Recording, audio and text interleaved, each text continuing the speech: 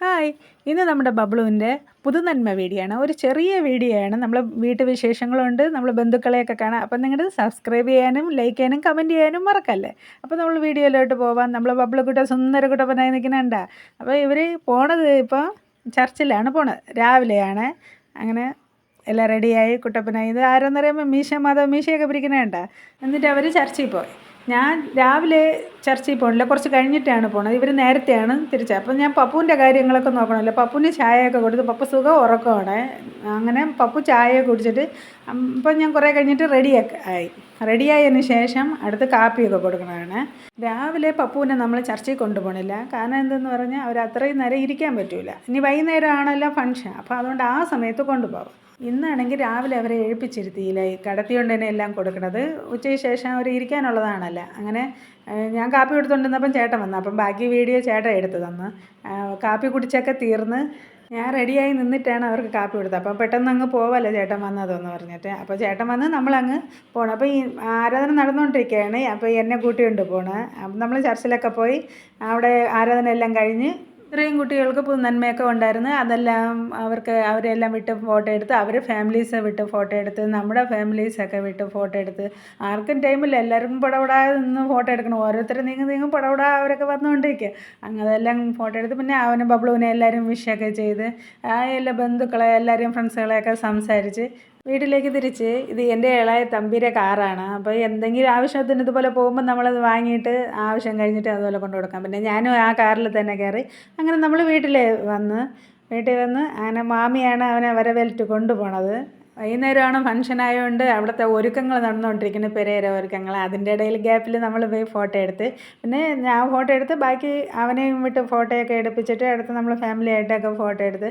അത് കഴിഞ്ഞ് ഉച്ചയായി. നമ്മൾ പിന്നെ അവിടെ നിന്ന് തന്നെ ചോറ് ടിഫൻ ബോക്സിൽ വാങ്ങിക്കൊണ്ട് വന്ന് പപ്പുവിന് ചോറൊക്കെ കൊടുത്ത്. പപ്പുവാണെങ്കിൽ ഞാൻ വരുമ്പോൾ സുഖം ഉറക്കമായിരുന്നു. പിന്നെ അവരെ ഉണർത്തിയാണ് ചോറൊക്കെ കൊടുക്കുന്നത്. ആ ഉണർത്തിയതിൻ്റെ ആ ദേഷ്യമൊക്കെ ഉണ്ട്. പിന്നെ നമ്മൾ ചോറ് കൊടുത്തിട്ട് അടുത്ത് അങ്ങ് പോയി ഇരിക്കണമല്ലോ. അവിടെ ബന്ധുക്കളൊക്കെ ഇഷ്ടത്തിനുണ്ട്, അവർ വന്നിട്ട്.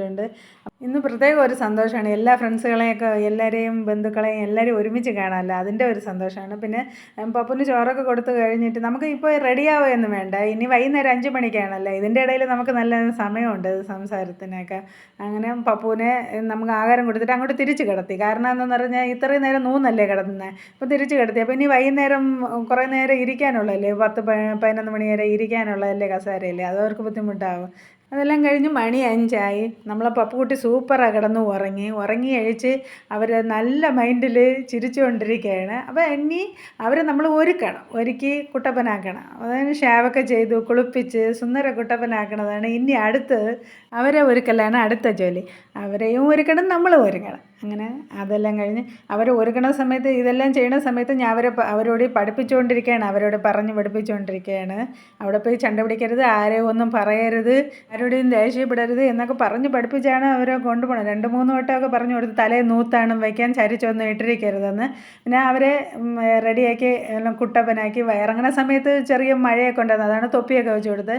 ഇവിടെ നിന്ന് ഇറക്കി കൊണ്ടുപോകാൻ ഭയങ്കര കഷ്ടം. കാരണം എന്ന് വെച്ചാൽ ഈ ടയറൊക്കെ ആണെങ്കിൽ നല്ല ടയറല്ല, റബ്ബറിൻ്റെയൊക്കെ ടയർ പോലത്തെ ആ കറുത്ത ടയറെങ്കിൽ ഉരുട്ടി കൊണ്ട് പോകാം. ഇത് ടൈലിലൊക്കെ ഉരുട്ടുന്ന ടയറാണല്ലേ, അതുകൊണ്ട് റോഡിലൊക്കെ വഴിയിലൊക്കെ ഉരുട്ടാൻ കഷ്ടം. ഇനി കുറച്ച് ദൂരം റോഡിൽ ഉരുട്ടിയിട്ട് അങ്ങ് അടുത്തെത്തും.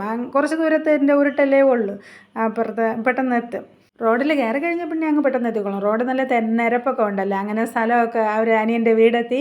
അനിയൻ്റെ വീട് ഇപ്പുറത്ത് ഒരു അനിയൻ്റെ വീട്, അപ്പുറത്ത് ഒരു അനിയൻ്റെ വീട്. അവർ രണ്ടും ചേർന്നാണ് അടുത്തടുത്താണ് ഇരിക്കുന്നത്. പപ്പുവിനെ കൊണ്ടിരുത്തി. പപ്പുവിൻ്റെ ഫ്രണ്ട്സുകളൊക്കെ വന്ന് പപ്പുവിൻ്റെ ചിരിയുണ്ട്. പിന്നെ നമ്മുടെ ബന്ധുക്കൾ പിന്നെ അറിയാമല്ലോ, അവിടെ കലാപരം തന്നെ ചിരിയും ബഹളമൊക്കെ ആയിരുന്നു. പപ്പു വരെ ആൾക്കാർ വരെ പപ്പുവിൻ്റെ അടുത്ത് പോയി സംസാരിക്കും. പപ്പു വിളിച്ചാണ് സംസാരിക്കുന്നത് ഓരോരുത്തരോടെയൊക്കെ.